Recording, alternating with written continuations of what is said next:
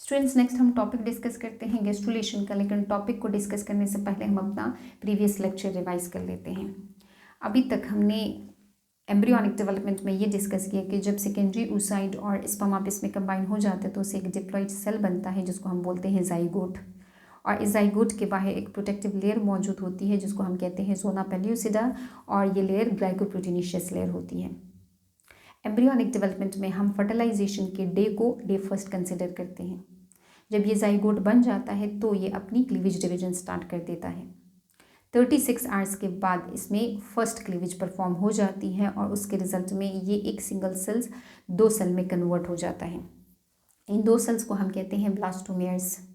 Cleavage division के result में जो सेल्स बनते हैं उनको हम ब्लास्टोमेयर्स कहते हैं। फिर ये 2 cells next cleavage division perform करके 4 सेल्स बनाते हैं। फिर ये 4 सेल्स डिवाइड होकर 8 सेल्स बनाते हैं। इस तरीके से 16 सेल्स बनते हैं, 32 सेल्स बनते हैं और सेल्स का नंबर इंक्रीज होता जाता है। जब ये एम्ब्रियो 8, 16, 32 या इससे ज़्यादा सेल स्टेज पर पहुंचता है तो इस एम्ब्रियो का नाम हम रख देते हैं मोरूला। मोरूला को मोरूला इसलिए कहा जाता है क्योंकि इसकी शेप मलबरी जैसी होती है। ये टर्म मलबरी से डिराइव हुआ है। इसकी शेप शहतूत की तरह होती है और ये इस तरीके से एक मास ऑफ सेल्स होता है। ये मोरूला डे 3 पर या डे 4 पर यूट्रस में पहुंचता है along with its protective layer, यानी कि जोना पेल्यूसिडा की लेयर इसके साथ मौजूद होती है जब ये यूट्रस में पहुंचता है। इससे पहले ये जितनी भी डिवीजन होती है ये ओविडक्ट में होती है। यूट्रस में मोरूला पहुंचता है डे 3 पर या डे 4 पर और तब ये 100 सेल स्टेज में होता है। तो जब ये यूट्रस में आ जाएगा तो ये नेक्स्ट 3 डेज के लिए फ्री फ्लोटिंग कंडीशन में होगा यूट्रस में, और इस दौरान में यूट्रस अपनी सिक्रीटरी फेज में होगा, पोस्ट ओव्यूलेटरी फेज में होगा। प्रोजेस्टेरोन एंड एस्ट्रोजन का लेवल ब्लड के अंदर बहुत ज़्यादा हाई होगा जिसकी वजह से एंडोमेट्रियम ग्लैंडुलर बने हुए होंगे, वो ग्लैंड्स सिक्रीशन करेंगे, न्यूट्रिटिव सब्सटेंसेस को रिलीज करेंगे यूट्रस की बॉडी में, जिसको ये मोरूला एब्जॉर्ब करेगा और ये मोरूला बहुत तेज़ी के साथ अपनी सेल्स की डिवीजन करता जाएगा। तो मोरूला जब पहुंचता है यूट्रस में तो सबसे पहला काम इसमें ये हो जाता है कि इसके सेल्स में कॉम्पैक्शन का प्रोसेस हो जाता है। कॉम्पैक्शन कहते हैं सेल्स बहुत ज़्यादा टाइटली एक दूसरे के करीब आ जाए। पहले सेल्स लूजली अरेंज होते हैं, जब ये मोरूला पहुंचता है यूट्रस में तो इसमें सेलुलर कॉम्पैक्शन का प्रोसेस हो जाता है। फिर सेलुलर रीअरेंजमेंट का प्रोसेस होता है, मतलब कि सेल्स रीअरेंज हो जाते हैं। जो छोटे छोटे सेल्स होते हैं वो बाहर की तरफ अरेंज हो जाते हैं और उन सेल्स को हम कहते हैं माइक्रोमियर्स, और जो बड़े बड़े सेल्स होते हैं वो दरमियान में अरेंज हो जाते हैं और उन बड़े सेल्स को हम कहते हैं मैक्रोमियर्स। फिर नेक्स्ट स्टेप में दोबारा से सेलुलर रीअरेंजमेंट होगी और सेलुलर डिफरेंशिएशन का प्रोसेस भी होगा। सेलुलर डिफरेंशिएशन का मतलब ये है कि सेल्स को अपना अपना पर्टिकुलर काम दे दिया जाए। इस प्रोसेस को हम कहते हैं सेलुलर डिफरेंशिएशन। अब माइक्रो और मैक्रोमेयर्स किस तरीके से अपने आप को रीअरेंज करेंगे। एक बाहर की तरफ लेयर अरेंज हो जाएगी और वो बड़े बड़े सेल्स होंगे और वो फ्लैट सेल्स होंगे और उन सेल्स को हम बोलेंगे ट्रोफोब्लास्ट।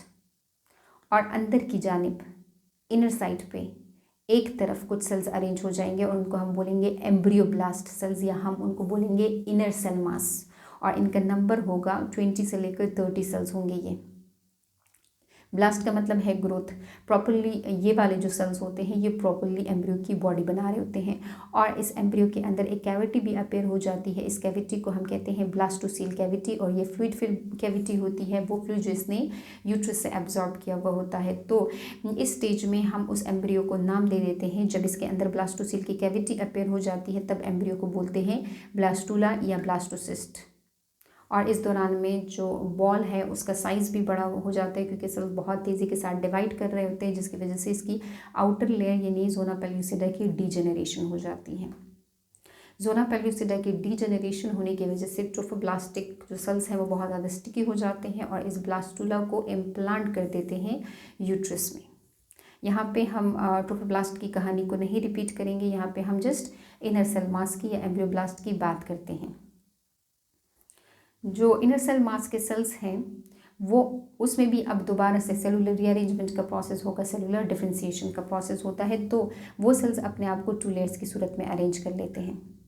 जो इस ब्लास्टोसील की टॉप की लेयर होती है उसको हम कहते हैं एपीब्लास्ट लेयर, और जो इस एपीब्लास्ट के नीचे की लेयर होती है उसको हम कहते हैं हाइपोब्लास्ट लेयर। ये ब्लू से मैंने यहाँ पे हाइपोब्लास्ट शो किया हुआ है और रेड से एपीब्लास्ट। एपी कहते हैं बाहर को या टॉप को कहा जाता है और हाइपो नीचे को कहा जाता है। तो एपीब्लास्ट के नीचे जो लेयर है उसको हाइपोब्लास्ट कहते हैं। इस एपीब्लास्ट और हाइपोब्लास्ट का फिर बाद की डेवलपमेंटल स्टेजेस में ये काम होगा कि इसने एक्टोडर्म, एंडोडर्म और मेसोडर्म की लेयर्स बना देनी है। लेकिन अभी तक हमने ये समझा कि एपीब्लास्ट और हाइपोब्लास्ट कैसे बना। ये उन इनर सेल मास के सेल्स में रीअरेंजमेंट हुई थी, सेलुलर डिफरेंशिएशन का प्रोसेस हुआ था, इसलिए एक एपीब्लास्ट की लेयर बन गई और एक हाइपोब्लास्ट की लेयर बन गई।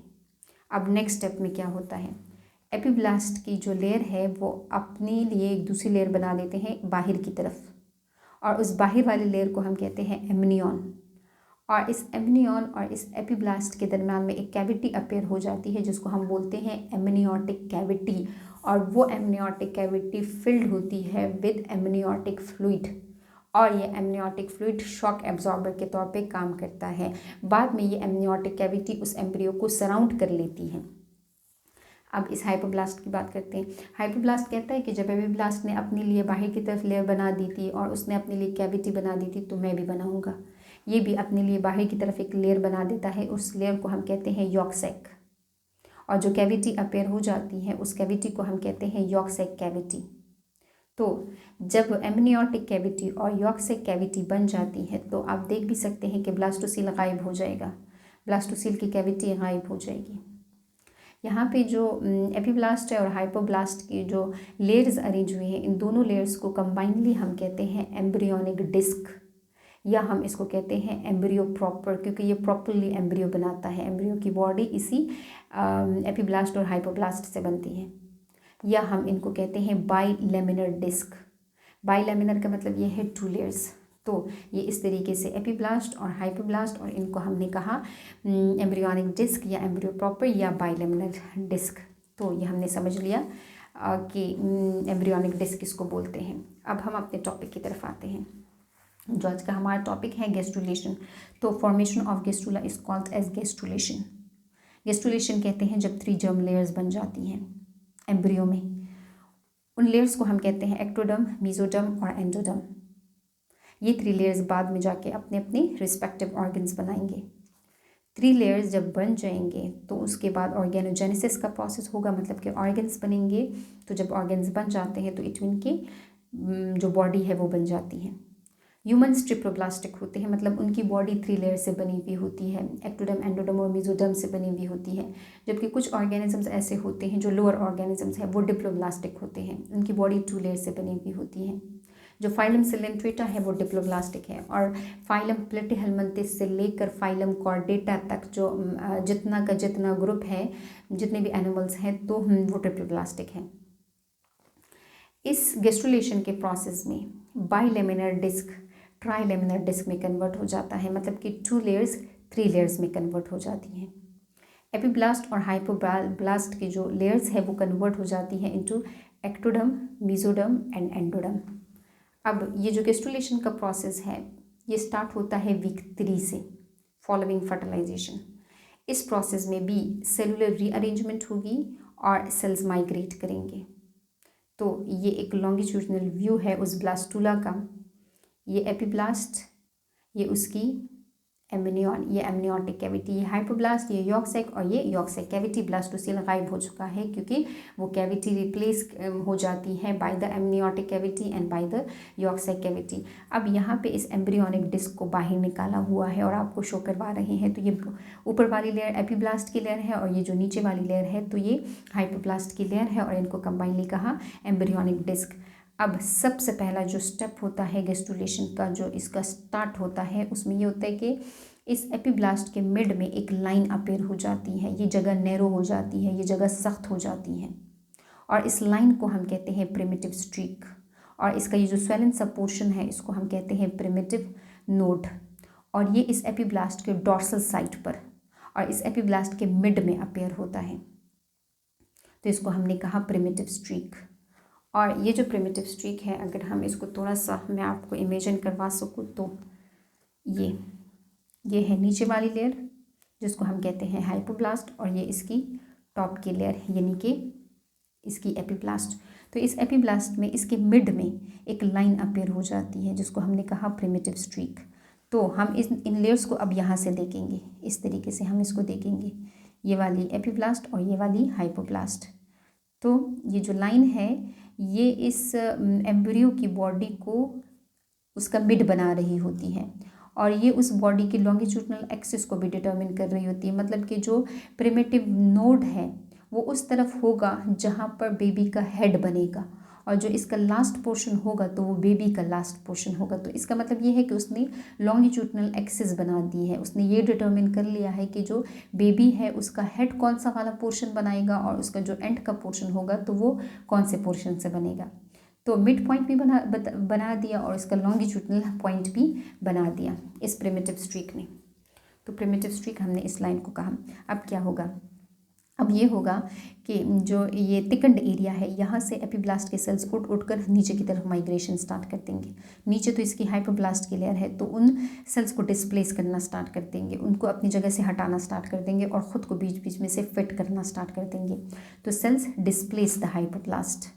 कौन से सेल्स हैं? एपिब्लास्ट के सेल्स हैं जो कि हाइपोब्लास्ट को डिस्प्लेस कर रहे होते हैं और इस तरीके से खुद को अरेंज कर रहे होते हैं in between the cells of epiblast. जब ये सेल्स खुद को अरेंज कर लेते हैं इस एपिब्लास्ट में, सॉरी इस हाइपोब्लास्ट में, तो इस हाइपोब्लास्ट का नाम हम चेंज कर देते हैं, इसको हम कहते हैं एंडोडर्म। और जो टॉप की लेयर होती है यानी कि जो एपिब्लास्ट होती है उसको फिर हम नाम देते हैं एक्टोडर्म का। तो ये एंडोडर्म कैसे बना? ये इस एपिब्लास्ट के सेल्स की माइग्रेशन की वजह से बना। उन सेल्स ने इस हाइपोब्लास्ट के सेल्स को डिस्प्लेस कर दिया था, खुद को अरेंज कर लिया था, जिसकी वजह से सेल्स को फिर हम एंडोडर्म कहते हैं। अब यहाँ पे हमने पढ़ लिया कि एंडोडर्म कैसे बना, एक्टोडर्म कैसे बना। ये एंडोडर्म हाइपोब्लास्ट से ही बना है, लेकिन हाइपोब्लास्ट में एपिब्लास्ट के सेल्स बीच बीच में से फिट हो गए थे। अब यहाँ पे हम अब पढ़ते हैं कि मेसोडर्म कैसे बनता है। 2 लेयर्स तो बन गई, एक्टोडर्म और एंडोडर्म की लेयर्स तो बन गई, लेकिन अभी हमने मेसोडर्म की लेयर बनानी है। इस प्रिमिटिव स्ट्रीक से अब भी सेल जो है वो इनर की तरफ माइग्रेशन कर रहे होते हैं। यहाँ पे आप देख भी सकते हैं जो ग्रीन से सेल्स हैं वो इस एंडोडर्म और इस एक्टोडर्म के दरमियान में अरेंज हो रहे होते हैं, निकल कर आ रहे होते हैं और ख़ुद को अरेंज कर रहे होते हैं। पहले लेटरल साइड्स पे अरेंज करते हैं और फिर इस तरीके से पीछे की तरफ हम जाते हैं। तो इस एक्टो और एंडोडर्मल लेयर्स के दरमियान में एक तीसरी लेयर बन जाती है। कैसे वो लेयर बन जाती है? वो इस जो एक्टोडर्मल सेल्स हैं वो अंदर की तरफ की उनकी माइग्रेशन से ये इस तरीके से लेयर बन जाती है और इस लेयर को हम कहते हैं मेसोडर्मल लेयर। जो मैं यहाँ पे ग्रीन से शो कर रही हूँ ये मेसोडर्मल लेयर है। टॉप वाली लेयर एक्टोडर्म, नीचे वाली लेयर एंडोडर्म। अभी भी जो मतलब मेसोडर्म लेयर के बनने के बाद भी अभी भी स्टिल सेल्स अंदर की तरफ माइग्रेट करें, उनकी माइग्रेशन अभी स्टॉप नहीं हुई है, क्योंकि अभी तो हमने कंप्लीट स्ट्रक्चर नहीं बनाए हैं। मेसोडर्म तो बन गया लेकिन एक दूसरा स्ट्रक्चर रहता है, वो है नोटोकॉट का। तो ये वाला पूरा का पूरा एरिया इस तरीके से नीचे की तरफ पिंच्ड हो जाएगा, निकल आएगा इस एक्टोडर्मल लेयर से। एपिब्लास्ट अब हम इसको नहीं कह सकते हैं क्योंकि ये एक्टोडर्म बन चुका है, तो इससे निकल आएगा पूरा का पूरा एक रॉड लाइक स्ट्रक्चर बनाएगा जिसको हम बोलते हैं नोटोकॉड। और ये कहाँ पर बनता है? ये एग्जैक्ट उस प्रिमिटिव स्ट्रीक के नीचे बनता है और ये मेसोडर्म ही होता है क्योंकि ये सेल्स की इस एक्टोडर्मल सेल्स की नीचे की तरफ माइग्रेशन से बना हुआ है। तो aggregation of the mesodermal cells beneath the primitive streak, तो वो बनाता है नोटोकॉड। अगर हम इस ऊपर वाली लेयर को यानी इस एक्टोडर्मल लेयर को हटा दें, इस बाहर इसकी एम्ब्रियो की टॉप से हटा दें, इफ एक्टोडर्मल लेयर रिमूव्ड, तो ये रॉड लाइक स्ट्रक्चर हमें इस तरीके से नज़र आएगा। ये वाला इसका मेसोडर्मल पार्ट है, ये वाला इसका नोटोकॉड है। नोटोकॉड सख्त होता है, इसलिए जब नोटोकॉड बन जाता है तो फर्स्ट एक्सियल सपोर्ट प्रोवाइड हो जाती है उस एम्ब्रियो को, क्योंकि ये सख्त होता है इसलिए ये सपोर्ट प्रोवाइड करता है। बाद में ये नोटोकॉड कन्वर्ट हो जाएगा अपने रिस्पेक्टिव स्ट्रक्चर में, बाद में ये वर्टिब्रल कॉलम बनाता है।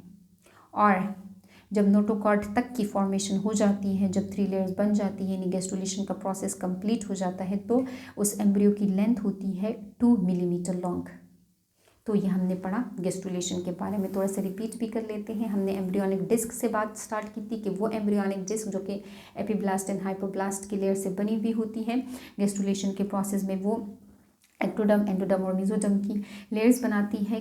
सबसे पहले हमने कहा कि जो टॉप की लेयर होती है उसके डॉर्सल साइड से उसके मिड में सेल जो है वो सख्त हो जाते हैं और वो नीचे जो एपिब्लास्ट है उसके सेल्स अंदर की तरफ माइग्रेशन स्टार्ट कर देते हैं और वो सेल्स माइग्रेट होकर हाइपोब्लास्ट के सेल्स को डिस्प्लेस करते हैं, वहाँ पे ख़ुद को अरेंज करते हैं, जिसकी वजह से हाइपोब्लास्ट कन्वर्ट हो जाती है इनटू एंडोडर्म और जो टॉप की लेयर होती है यानी कि एपिब्लास्ट वो कन्वर्ट हो जाती है इनटू एक्टोडर्म। फिर क्या होता है, फिर भी सेल्स माइग्रेट करते हैं क्योंकि मेसोडर्मल लेयर अभी नहीं बनी हुई होती है, तो सेल्स माइग्रेट करके पहले लेटरल साइड्स पर और फिर पीछे की तरफ जाते जाते हैं तो एक लेयर बना देते हैं और ये मेसोडर्म ये एपिब्लास्ट ही से बना हुआ होता है बाय द सेलुलर माइग्रेशन। तो इस तरीके से मेसोडर्म की लेयर बन जाती है। फिर ये पूरा का पूरा प्रिमिटिव स्ट्रिक अंदर की तरफ पिंच्ड ऑफ हो जाता है और एक सख्त सा रॉड लाइक स्ट्रक्चर बनाता है जिसको हम कहते हैं नोटोकॉर्ड, और ये नोटोकॉर्ड सख्त होता है इसलिए ये फर्स्ट एक्सियल सपोर्ट प्रोवाइड करता है। और ये कहाँ पर बनता है, ये एग्जैक्ट उसी जगह पर बनता है जहाँ पर पहले प्रिमिटिव स्ट्रिक था। तो बाद में ये पोर्शंस एक दूसरे के साथ कंबाइन हो जाएंगे क्योंकि उनसे जो नोटोकॉर्ड है तो वो हट जाएगा। तो इसको हमने इस तरीके से भी इमेजिन किया था कि ये टॉप की लेयर है और ये इस एपिब्लास्ट का डॉर्सल साइड होता है और ये उसका वेंट्रल साइड होता है। तो ये इस तरीके से इस हाइपोब्लास्ट के ऊपर इस तरीके से पड़े हुए होते हैं। तो हमने ये सब कुछ यहाँ से इमेजिन किए हुए कि जो मेसोडर्म है वो इन दोनों के दरम्यान में इस तरीके से अरेंज हो जाएगी और जो नोटोकॉर्ड है तो वो इस तरीके से अरेंज हो जाएगा। ये नोटोकॉर्ड होगा और ये इसके ऊपर एक्टोडर्म और नीचे एंडोडर्म की लेयर बन जाएगी। तो ये हमें इस तरीके से दिखाई देगा इन दोनों के दरम्यान में। ठीक है, तो हमने ये इमेजिन कर लिया कि नोटोकॉर्ड कैसे बनता है। ये था गैस्ट्रुलेशन के बारे में। होप सो आपको समझ आ गई होगी। बस सेल अंदर अंदर की तरफ माइग्रेट कर रहे हैं तो उन माइग्रेशन की वजह से ही पहले जो है एक्टोडर्म की लेयर की डिफ्रेंशिएशन हो जाती है क्योंकि सेल्स नीचे चले जाते हैं, फिर वो हाइपोब्लास्ट को कन्वर्ट कर देते हैं इनटू एंडोडर्म और फिर मेसोडर्म की फॉर्मेशन होती है और फिर जो है तो वो नोटोकॉर्ड की फॉर्मेशन होती है। नोटोकॉर्ड एक्चुअली मेसोडर्मल सेल से ही बना हुआ होता है, वो प्रिमिटिव स्ट्रिक अंदर को पिंच्ड ऑफ हो जाता है। तो होप सो आपको समझ आ गई होगी। इतना डिफ़िकल्ट टॉपिक नहीं है, जस्ट अपने स्टेप्स को स्टेप वाइज पढ़ना होता है, बाकी आपके लिए आसान हो जाएगा इंशाल्लाह जब आप डिटेल इसकी स्टडी करोगे, बहुत डेप्थ में अपना दिमाग इसकी तरफ लगाओगे। तो जो नेक्स्ट हमारी वीडियो होगी उसमें हम जो फेट है जर्म लेयर्स का, मतलब कि जो मेसोडर्म लेयर से ऑर्गन्स बनते हैं, जो एक्टोडर्मल लेयर से ऑर्गन बनते हैं और जो एंडोडर्मल लेयर से बनते हैं, मतलब कि इन 3 जर्म लेयर से जो ऑर्गन की फॉर्मेशन होती है, तो उन ऑर्गन्स को हमने स्टडी करना होगा।